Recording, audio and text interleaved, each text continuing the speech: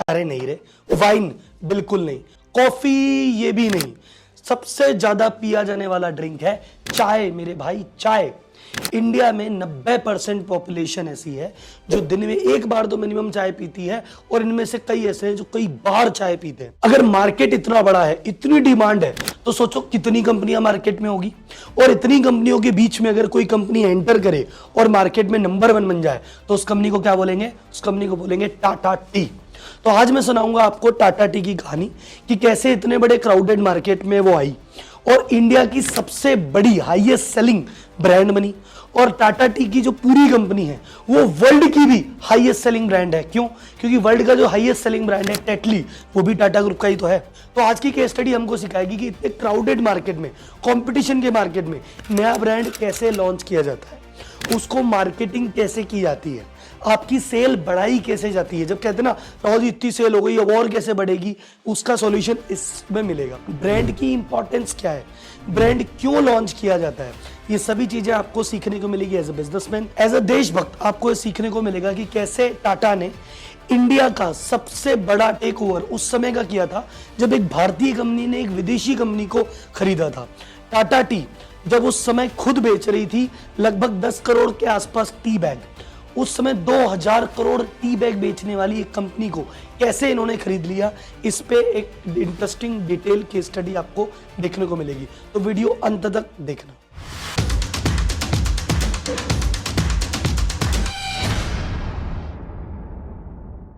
Tata T के T business की शुरुआत वैसे तो 1963 में हुई थी। इन्होंने जेम्स फिनले कंपनी के साथ जॉइंट वेंचर किया था, जेवी किया था, जिसमें मेजर जितना भी काम है वो फिनले कंपनी कर रही थी और टाटा टी बस एक तरह से पैसिव इन्वेस्टर थे, साइड में साइलेंटली बैठे थे। 84 में क्या हुआ, फिनलैंड कंपनी ने कहा भैया हम तो इंडिया से जा रहे हैं, जो भी कारण था वो चले गए, अब तो ये बिजनेस हमको ही संभालना पड़ेगा। तो फोर्सफुली ही सही टाटा की टी बिजनेस में एंट्री हुई 84 में। जब टाटा फिनले गई उस समय इनके पास 53 बागान थे और टोटल उनकी जो लेंथ थी 26,000 हेक्टेयर क्षेत्र में फैले हुए थे। तो टाटा उस समय इंडिया के ही नहीं वर्ल्ड की सबसे बड़ी टी उगाने वाली कंपनी थी। इनकी एक सब्सिडरी थी टाटा कॉफी, वो एशिया की सबसे बड़ी कॉफी प्लांटेशन वाली कंपनी थी। इसके अलावा जो इंस्टेंट टी बनती है, वो इंस्टेंट टी बनाने वाली भी इंडिया की सबसे बड़ा प्लांट इन्हीं का था और सबसे बड़े एक्सपोर्टर यही थे। अब आप बोलोगे राहुल जी टाटा जी को तो बैठे बिठाए सारा साम्राज्य मिल गया, कोई टेंशन नहीं है। सर यहां से स्टोरी में ट्विस्ट चालू होता है।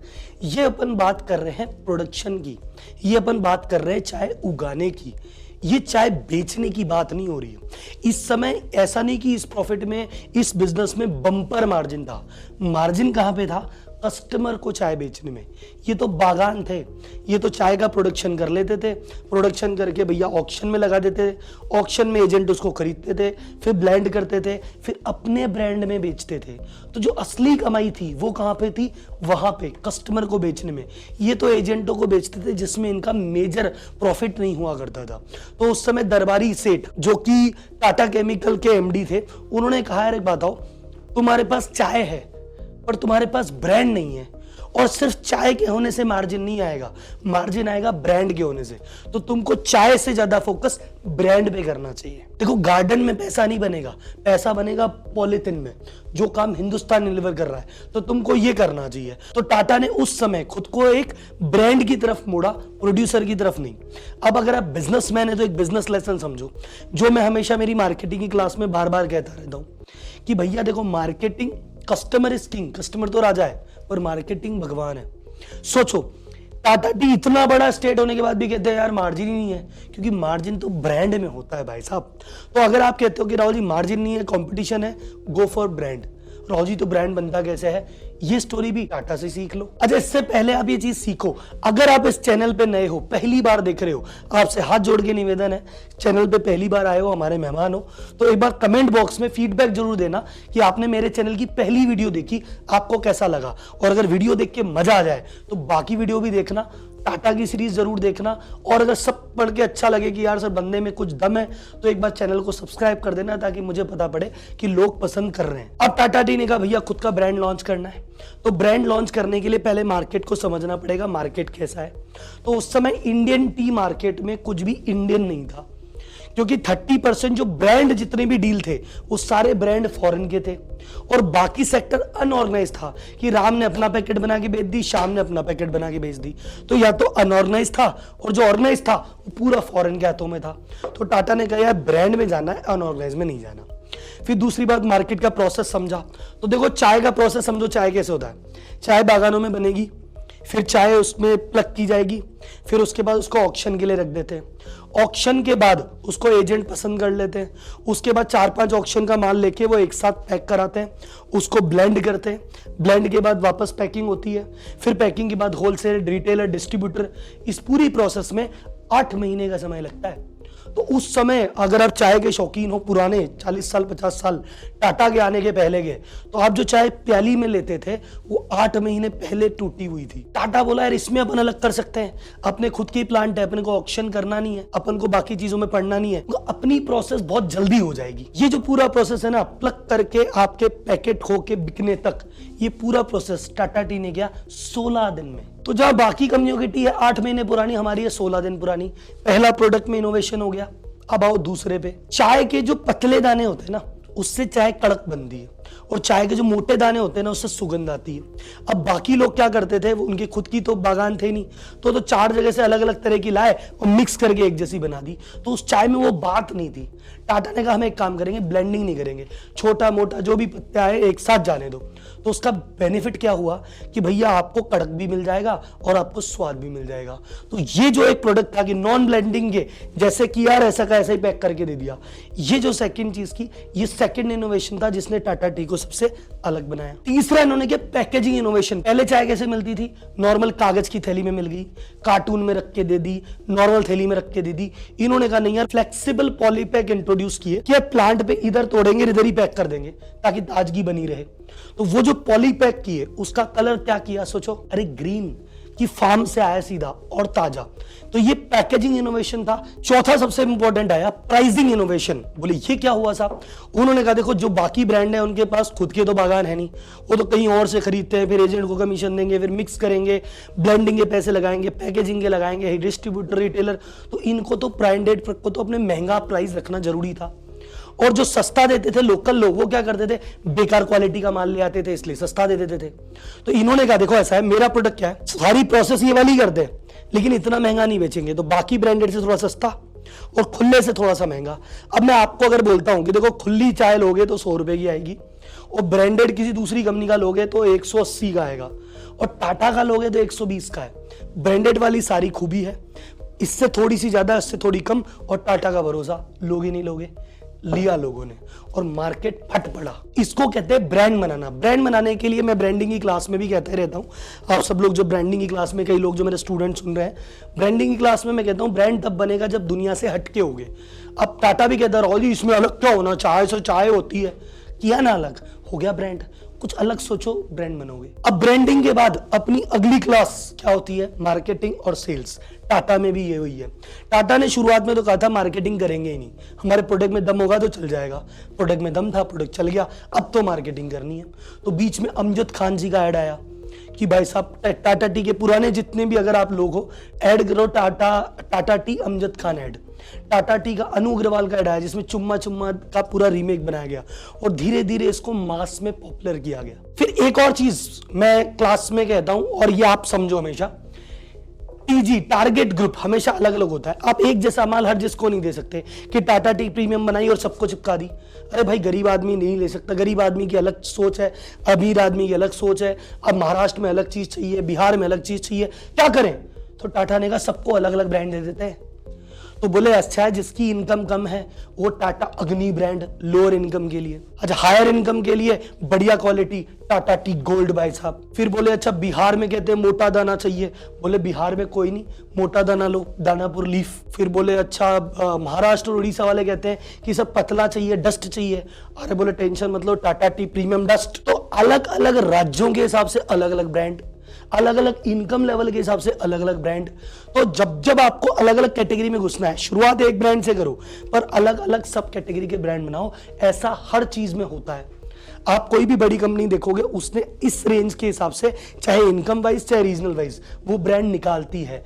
हिंदुस्तान यूनिलीवर का एग्जांपल लो, साबुन के कितने ब्रांड निकाल रखे हैं, ये कमेंट बॉक्स में बताना मुझे कि साबुन के इसने कितने ब्रांड निकाले हैं और क्या हुआ है। अब आपके मन में एक सवाल आ रहा होगा, राहुल जी ये तो आपने बात कह दी, ये तो बड़े बड़े टाटा बड़ी कंपनी, इस कंपनी में बड़े बड़े सीईओ लोग हैं, वो ले लेते हैं डिसीजन, हम छोटे व्यापारी कहां से लेंगे?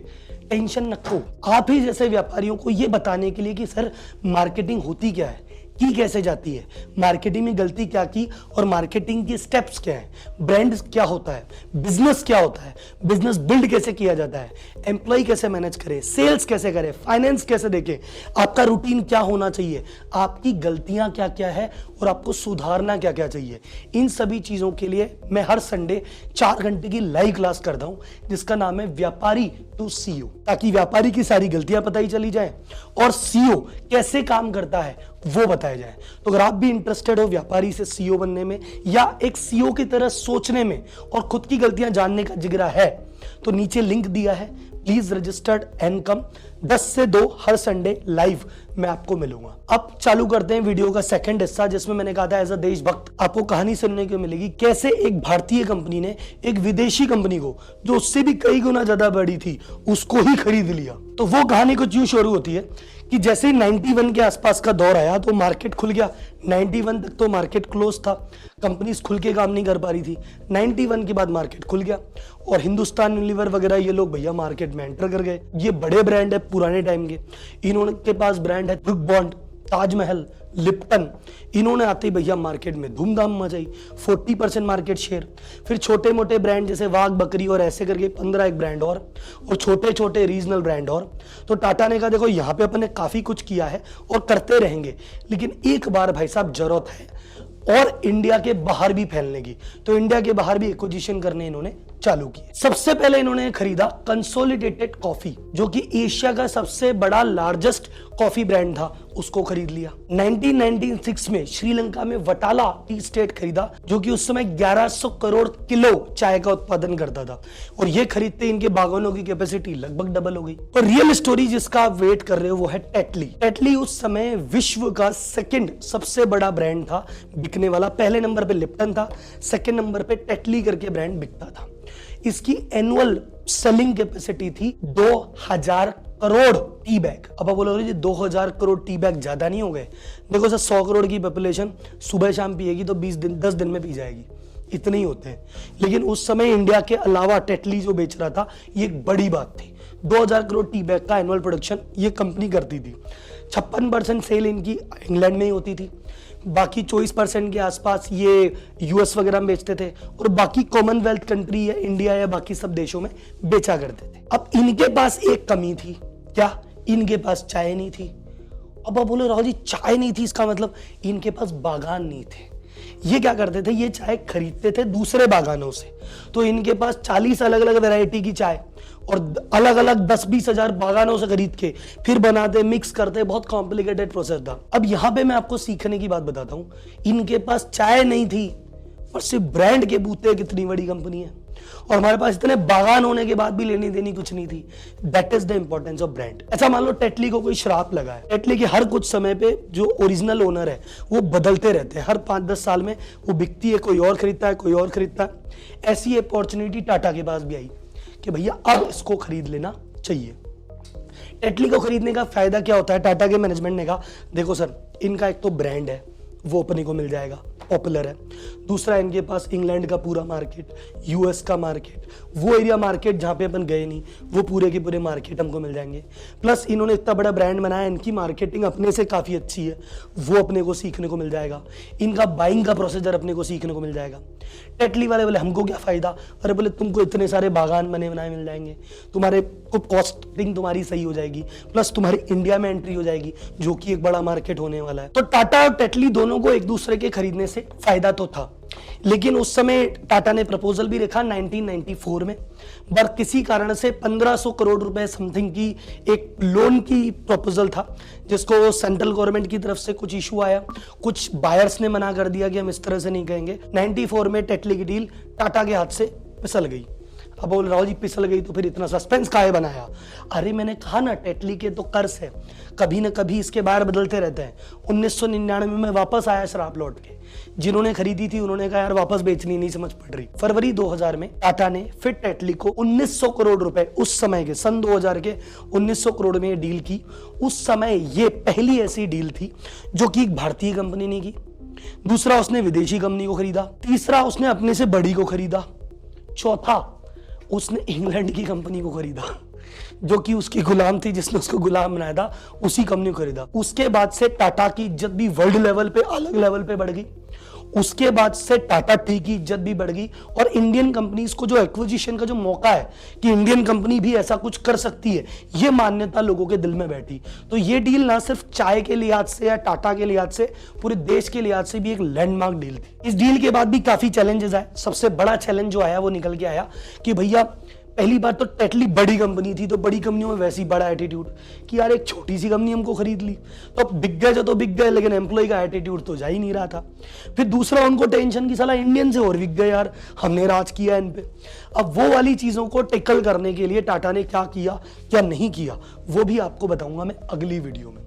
क्योंकि अगली वीडियो मैं आपके लिए लेके आ रहा हूं कि टाटा ग्रुप के टोटल 9,35,000 एम्प्लॉय हैं। भारतीय रेलवे और भारतीय सेना के बाद सबसे ज्यादा रोजगार टाटा ग्रुप देता है। पर कभी आपने सोचा कि 9,35,000 आदमी हैं, इनको ट्रेन कौन करता होगा, ये हायर कैसे करते होंगे, इनकी फायरिंग कैसे होती होगी, इनका मैनेजमेंट कैसा होता होगा, ये एम्प्लॉय टाटा के प्रति इतने सगे क्यों है, पागल क्यों है, इतने वफादार क्यों है, ऐसा क्या करता है टाटा? ये सभी सवालों का जवाब कि टाटा अपने एम्प्लॉय को कैसे हैंडल करता है, कैसे हायर करता है, ये आपको मिलने वाला है अगली वीडियो में। हो सकता है अगली वीडियो 2-3 वीडियो के बाद आए, क्योंकि अभी टाटा स्टील पे अपनी एक वीडियो बाकी है, टाटा मोटर पे अपनी वीडियो बाकी है, पूरी टाटा सीरीज आने वाली है। तो भैया चैनल अभी तक नहीं सब्सक्राइब किया है तो कर लो, ये अनमोल मोती है जिनसे आप मिस कर जाओगे। जैसे रामायण महाभारत थी, ये टाटा की भारत है, ये टाटा की गाथा है जो कि किसी भी हालत में मिस नहीं होनी चाहिए। मेरे चैनल को सब्सक्राइब मत करना, वीडियो को लाइक मत करना, पर वीडियो जरूर देखना, एक भारतीय होने के नाते जरूर देखना। तो इस वीडियो में तो आपसे विदा लेंगे, धन्यवाद, जय हिंद। और अगली वीडियो के साथ जरूर आपके साथ पहुंचेंगे वो नए लोग। प्लीज भैया बोलना कुछ तो। धन्यवाद।